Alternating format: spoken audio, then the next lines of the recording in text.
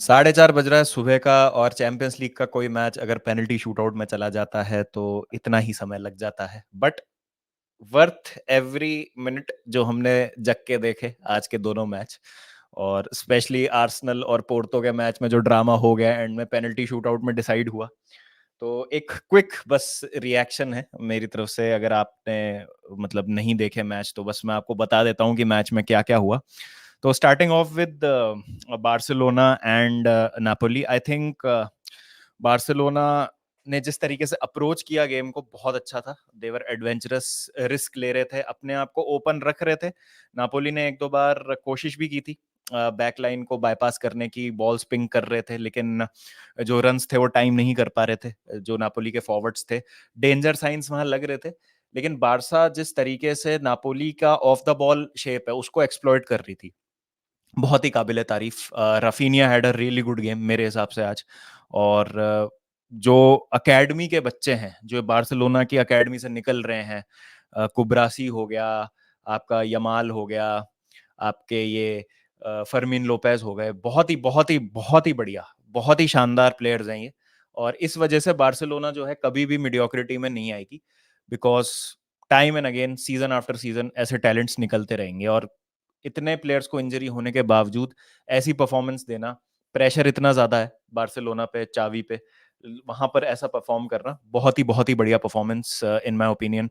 2 minute में 2 goal score कर दिए। पहले फर्मिन लोपेज ने, दूसरा कंसेलो ने मार दिया। कंसेलो का गेम भी बहुत अच्छा था, जिस तरीके से वो स्ट्रेच कर रहे थे बैकलाइन को नापोली की। फिर नापोली ने गेम में आने की कोशिश की and I think there was a period जहां पर जब रमानी ने गोल मारा उसके बाद एक था पीरियड जहां पर नापोली डोमिनेट कर रही थी और हो सकता था कि वो वहां पे स्कोर करके बारसा को अंडर प्रेशर ला सकते थे और 2-2 पे जा सकती थी जो स्कोर लाइन है हाफ टाइम पे, और वहां के बाद से कुछ भी हो सकता था। सेकेंड हाफ में आई थिंक बार्सिलोना ने अपना शेप फेयरली अच्छा रखा और ज्यादा कोई ऐसा क्लियर कट चांस याद नहीं आ रहा मुझे जो बनाया हो। लास्ट में जरूर एक दो चांस मिले थे, लेकिन लिंडस्ट्रम को एक बहुत अच्छा चांस मिला था जो उन्होंने मतलब नहीं स्कोर किया और फ्लफ कर दिया उन्होंने। फिर सर्जी रोबर्टो आते हैं, द गोट सर्जी रोबर्टो। और कैसे मतलब बार्सिलोना के इतने इंपॉर्टेंट मैचेस में 2024 में भी सर्जी रोबर्टो आ रहे हैं, खेल रहे हैं उनके लिए। बट सर्जी रोबर्टो आते हैं और ब्रिलियंटली लिंक अप करते हैं गुंडोगन के साथ, ले ऑफ कर देते हैं। Composer to find Lewandowski was absolutely brilliant. वहां पे गेम किल हो जाता है। लास्ट में थोड़ा जोर लगाती है नापोली, क्वारत्स के लिए एक शॉट मारते हैं, एक और चांस मिलता है जहां पोस्ट वोस्ट पे लगता है, लेकिन गेम वॉज डन। ओसीमैन का काफी खराब गेम, कुछ नहीं किया ओसीमैन ने पूरे मैच में, ज्यादा कुछ उनको करने भी नहीं दिया गया। पाओ कुब्रासी और अराउथ दोनों ही बहुत अच्छे थे। कुंडे का game was really good. Christensen had a decent game, DM पे थे वो, ऑल्दो मिडफील्ड में लग रहा था स्पेसेस बहुत है, but naturally he is not a DM अगर आप देखेंगे तो, उस हिसाब से he was doing pretty well. तो मैं बस कुल मिला के यही कहूंगा कि बारसा बहुत अच्छा खेली और क्वार्टर फाइनल्स में आ गई है बार्सिलोना। अब देखिए यहाँ पर सीजन की शुरुआत में अगर आपसे किसी ने पूछा होगा कि यार आप कहाँ तक देखते हैं बार्सिलोना को, जिस तरीके का आपने बिजनेस किया है समर ट्रांसफर विंडो में, इंजरीज होंगी सीजन के दौरान, क्या देखते हैं आप? तो सबने ही, या मुझे लगता है most of the Barca fans ने क्वार्टर फाइनल्स बोला होगा। और अब क्वार्टर फाइनल में एक्चुअली पहुंच चुकी है बार्सिलोना। तो यहाँ पर मैं कहूंगा कि चावी ने अच्छा काम किया और मैं हमेशा चावी की ही साइड लूंगा कि उनके साथ बहुत अनफेयर ट्रीटमेंट हुआ है। उनको जिस तरीके से फैंस और मीडिया से अंडर प्रेशर उनको मतलब लाया गया है, जो प्रेशर उन्होंने फेस किया उसकी वजह से उन्होंने ये डिसीजन लिया है कि वो छोड़ के जा रहे हैं। अभी भी अगर आप लालीगा में भी देखें, बारसा भले ही पॉइंट्स ड्रॉप कर रही है लेकिन 8 पॉइंट ही पीछे हैं रियल मैड्रिड से। अगर एल क्लासिको जीत जाता है या मैड्रिड एक आधा कोई मैच में पॉइंट ड्रॉप कर देती है, हु नोस, कुछ भी हो सकता है लास्ट के 5-6 मैचेस में। 8 पॉइंट का स्विंग है, डिफिकल्ट टू अचीव, बट ऐसा नहीं है कि बिल्कुल डाउन एंड आउट है बार्सिलोना। तो जितना मुझे लगता है कि बार्सिलोना की हालत खराब नहीं है ना, उतना शोर मचा मचा के ऐसा प्रोजेक्ट कर दिया जा रहा है कि बार्सिलोना तो बहुत खराब खेल रही है, बार्सिलोना की तो टीम ही बेकार है, मैनेजर से कुछ नहीं हो पा रहा है। हाँ, चावी की कुछ स्टबननेस है, सब्सटीट्यूशन लेट करना, कभी कभी टीम सिलेक्शन सही ना करना, लेकिन आज आप उन सब चीजों को ब्लेम नहीं कर सकते क्योंकि जो चावी ने डिसीजंस लिए, जो भी किया उन्होंने, सब सही था। और एंड तक आप देख सकते हैं कि वॉज फ्रस्ट्रेटेड कि बार्सिलोना के प्लेयर्स अपना शेप होल्ड नहीं कर रहे थे, दे वर नॉट बीइंग टाइट, जहां पर आसानी से नापोली को चांस मिल रहे थे।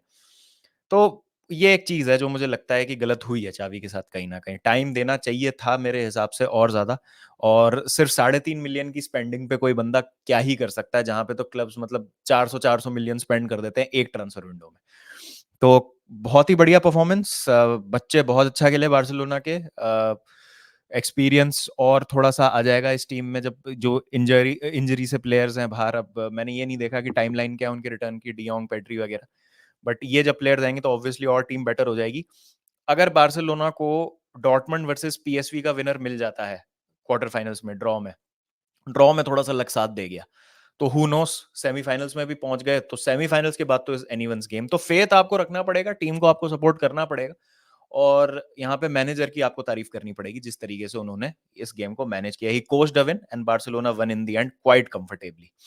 तो बहुत ही बढ़िया, congratulations to Barcelona fans. Coming on to Arsenal versus Porto, तो again Porto played really well. Porto should be proud of the effort जो उन्होंने किया। प्रॉपर हराम बॉल खेला उन्होंने गोल कंसीड करने के बाद, और उसके बाद नॉर्मल टाइम में भी आप कह सकते हैं कि 10-15 मिनट का एक स्पेल आया था पोर्तो के पास, जहां पर वो अटैक कर रहे थे। फर्स्ट हाफ में भी उन्होंने राया से कुछ 2-3 अच्छे सेव्स निकलवाए थे।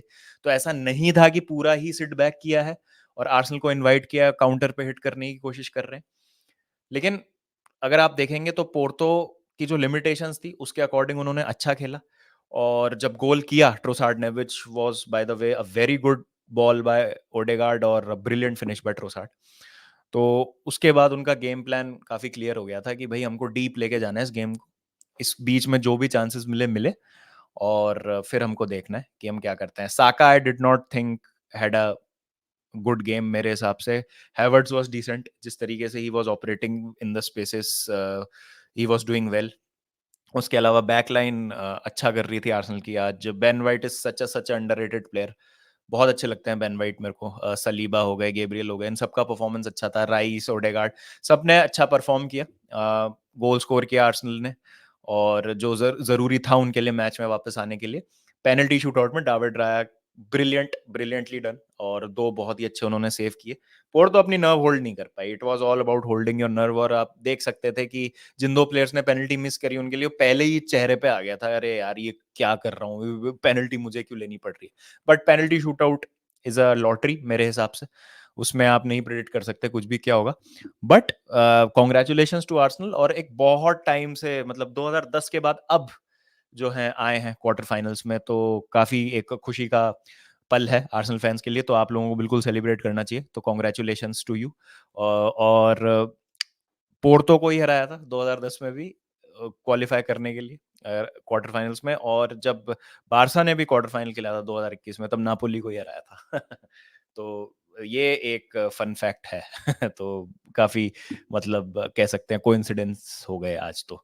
तो ये थी छोटी सी समरी, एक इसकी बात डिटेल में हम कर सकते हैं लाइव वगैरह में शाम को, और रात को वॉच अलोंग में भी मिलेंगे। ब्लॉकबस्टर मैच है एथलेटिको इंटर, पीएसवी डॉर्टमुंड में भी मजा आएगा, तो डू मेक श्योर कि आप वॉच अलोंग के लिए जुड़ते हैं हमसे।